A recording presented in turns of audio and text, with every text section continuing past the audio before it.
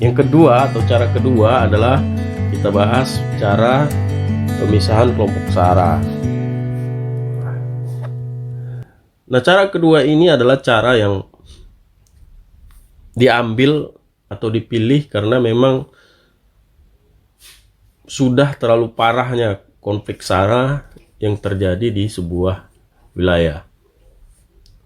Jadi ada kepercayaan bahwa sekali kelompok SARA ya, itu dikerahkan untuk bertarung menurut garis budaya dan lain-lain berdasarkan identitas ya, dan bukan konflik, maka akan sulit menghapus ketakutan dan kebencian yang diyakini bahwa itu sudah berakar dalam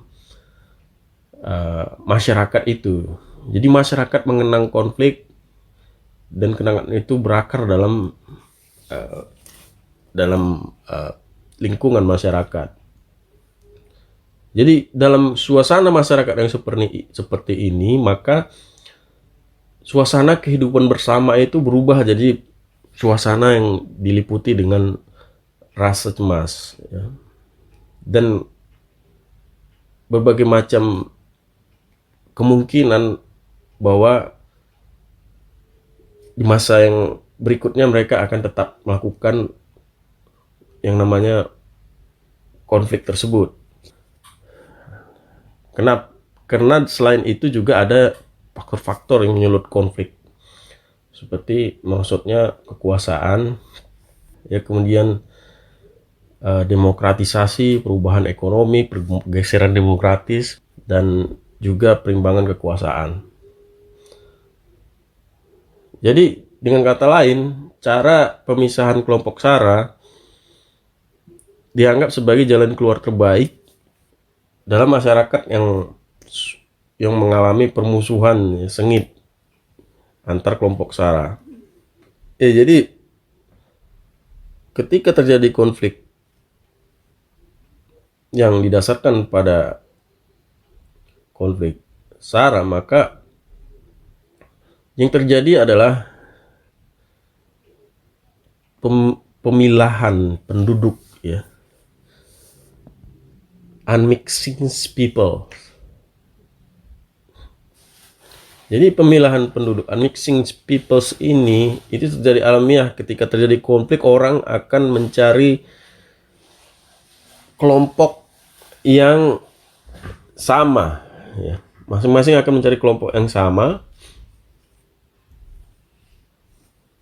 dan akhirnya menjadi blok-blok. Jadi orang yang mungkin beretnis Azerbaijan misalnya akan berkumpul dengan sesama etnis Azerbaijan, yaitu ketika etnis Soviet, ini kasusnya ya. Ketika Uni Soviet runtuh, orang Armenia kumpul dengan orang Armenia, orang Azerbaijan kumpul dengan orang Azerbaijan. Nah, kemudian juga di tempat lain ya, Kroasia pada kasus Bosnia ya, Serbia dengan Serbia seperti itu ya. Jadi berkumpul dengan kelompok yang sama identitasnya. Yugoslavia juga seperti itu, Rwanda, Burundi, bahkan sebagian juga harus dipindahkan dengan sesama kelompoknya untuk menghindari terjadinya kekerasan terhadap kelompok yang mungkin masih belum dipindahkan. Contoh dari Ceko itu mengusir 1 juta lebih orang Jerman ketika perang 1945. Ya, bayangkan ya. Itu terjadi di Ceko. Nah, jadi contoh kasus paling mudah yang dimana konflik sudah sangat keras ya, itu adalah di India antara masyarakat yang beragama Hindu dan masyarakat yang beragama Islam. Karena sudah semakin parahnya konflik antara masyarakat ini, maka kemudian jalan keluar yang diambil adalah itu pemisahan kelompok SARA, di mana pada akhirnya kelompok yang beragama Hindu tetap di India, sementara kelompok yang beragama Islam kemudian dibuat sebuah negara baru, yaitu negara yang kita kenal sekarang dengan Pakistan. Jadi Pakistan itu sebenarnya adalah negara baru, pecahan dari India, sebagai akibat dari jalan keluar yang diambil terhadap konflik antara masyarakat yang beragama Islam dan masyarakat beragama Hindu, yaitu dengan cara pemisahan kelompok SARA. Ya, jadi pemisahan kelompok SARA adalah salah satu cara ya, mengatasi masalah konflik. Nah, kelemahan cara ini adalah bahwa ternyata pemisahan kelompok SARA itu tidak serta-merta menyelesaikan konflik. Ya, salah satu alasannya karena memang masyarakat itu pada akhirnya tetap aja bergaul gitu ya.